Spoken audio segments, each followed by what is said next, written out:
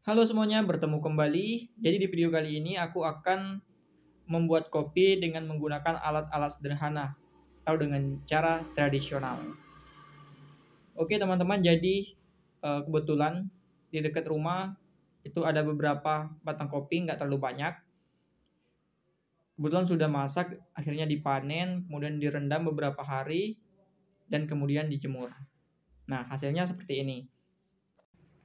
Setelah dikeringkan, nanti biji kopinya akan disangrai. Langsung aja karena aku tadi udah menghidupkan api, kita langsung menuju proses sangrai. Nah, sekarang kita mulai proses sangrai. Jadi di proses sangrai ini, biji kopi akan disangrai selama kurang lebih 1 jam. Tergantung besarnya api. Ini kebetulan apinya nggak terlalu besar dan juga nggak terlalu kecil. Itu kalau kecil bisa lebih lama ya.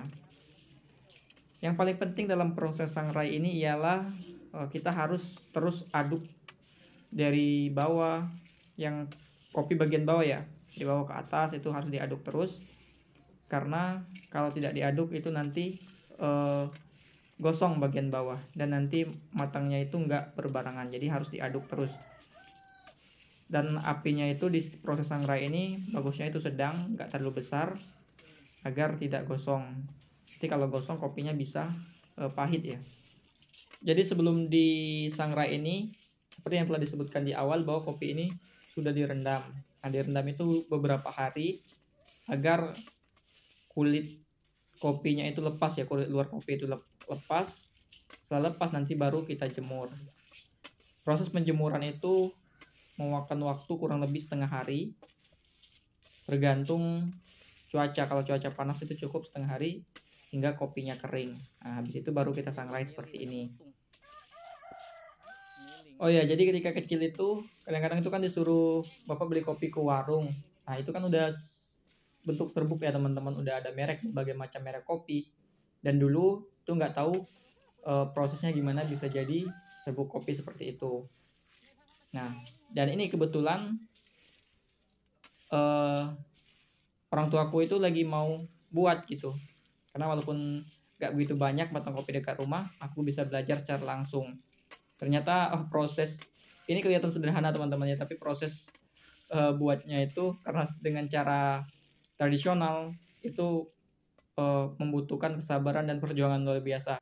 Karena itu kita kepanasan, bukan kepanasan gara-gara cuaca ya, kepanasan karena asap dan api ya, karena ini dekat dan kita harus aduk-aduk terus agar nggak gosong kopinya. Jadi mungkin kalau kita bikin sendiri gini, kopi kita akan lebih merasa menghargai setiap tegukan kopi ya, karena kita tahu proses pembuatannya. Selain panas dan asap, tangan pasti pegel juga teman-teman. Jadi karena kita ya ngaduk terus paling berhenti sesekali, dan itu nggak bisa kita berhenti lama ya. Kalau lama itu gosong biji kopinya. Itu aja ada beberapa yang gosong, aku sempat berhenti beberapa kali. Sebenarnya mau aku kecilkan apinya, cuma kalau apinya kecil itu ya semakin lama prosesnya, jadi kebiarin aja besar gitu. Oke teman-teman, ini udah sekitar 30 menitan lebih, kurang lebih sudah separuh jalan ya. Jadi habis ini kita akan proses penghalusan. Tapi sebelum itu kita harus pastikan biji kopi ini masak dengan sempurna. Sudah agak menghitam nanti baru kita masuk proses selanjutnya. Mulai kecoklatan teman-teman ya, kelihatan udah mulai kecoklatan, udah mulai merata juga hitamnya. Akhirnya mau selesai juga teman-teman, jadi udah mulai hitam keseluruhan, tapi ini bukan gosong ya, kalau gosong ntar pahit kopinya. Oke, bentar lagi, tunggu beberapa menit lagi kita akan proses penghalusan. Ini tinggal sedikit lagi yang masih yang belum merata warnanya. Jadi untuk menghasilkan kopi yang siap seduh itu teman-teman nggak gampang ya. Itu apalagi dengan cara tradisional seperti ini, itu harus membutuhkan kesabaran dan perjuangan.